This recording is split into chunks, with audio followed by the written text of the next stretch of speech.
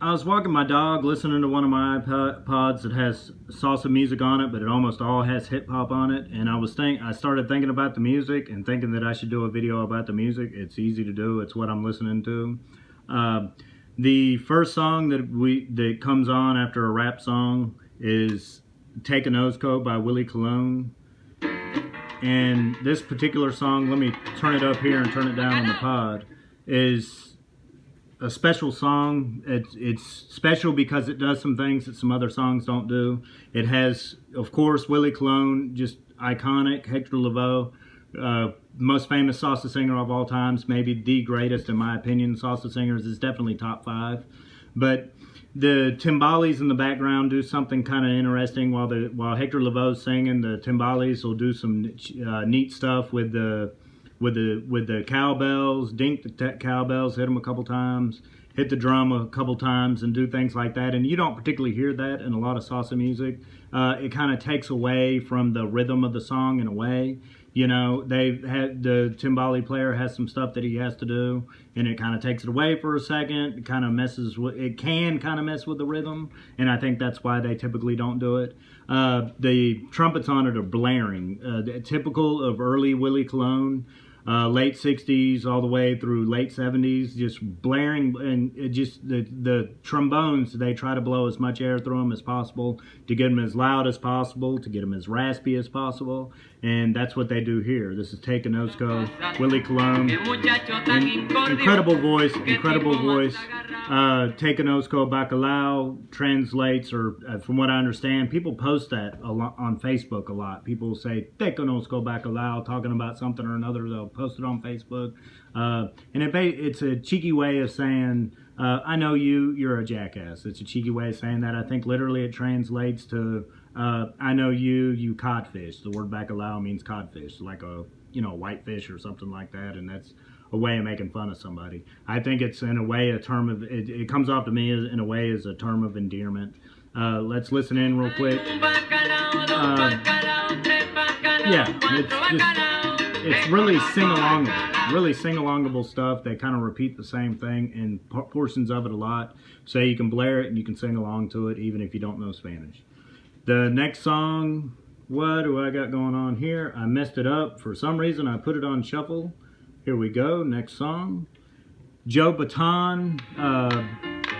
This song's called Fuego. It's kind of a descarga. Descarga is a jam in a way. It has a template. It has it has a chorus, a rhythm. It has a certain way of what it's doing and getting its point across. But then they just kind of jam out in it. And you hear here, he kind of does the same thing as Willie Colon. Blares those trombones. He's just blaring it. This is an incredible song. The name of the album is Gypsy Woman. And I burned this off of the CD, so I must have made these. I was noticing earlier that I must have made a few of these just when I first got a computer, nailed these on to the image that goes along with the songs, because that's the album cover. When I looked at Joe Baton when I was young, I always thought of him as a soul man, as a roots type music for colored people. But now that I listen to him, he is a salsa smoker. Perrito, Ramona, just some incredible songs and just some incredible albums. And I never knew that was what that was. I always kind of, with album titles like Gypsy Woman, I kind of always, and I knew he does some soul songs, and I knew some of those soul songs. One of them's a famous one. You're Something About a Little Girl is a famous song by him. And, I haven't heard that song in years, so I can't think of it off the top of my head. But, you'll hear they're kind of jamming, and they're singing, they're kind of doing their thing. Just incredible, just absolutely incredible. That's Joe Baton singing. I think he plays trombones on it too. Subway Joe, another thing. Not the name of the song. I think the name of the song's Ponte in Algo. Point in time, point in something is what that would, I think that would literally translate to.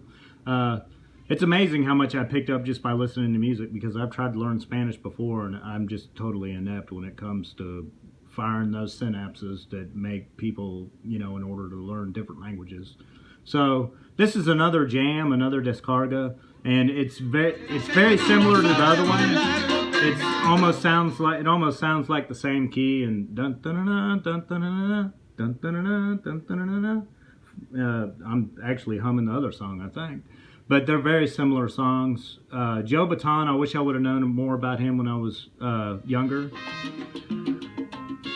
Ricardo Ray and Bobby Cruz, Traigo and Todo, I think is the name of the song. This is another image that I put on there, but it just says track 4. I think this name of the song is Traigo y Todo. Right, that piano part right there. You barely missed it, but it just sounds really good. Ricardo Ray and Bobby Cruz have been together since the late 60s. And they have made incredible albums, one after another, after another, after another. They have some recent live albums that are incredible. They're still doing it. They let everybody play. They don't. Bobby Cruz is the singer. Ricardo Ray is the piano player. They let everybody play. They let everybody do their timbales. They let everybody do their percussion. They let they maybe falter a little bit on letting the horns go, but that's fine. You know, it's just great sounding music. It's more popular, and you know, more popular than most of the stuff I listen to. All this stuff was made to be, you know, to play around the people I work with and trying to be more cordial type music.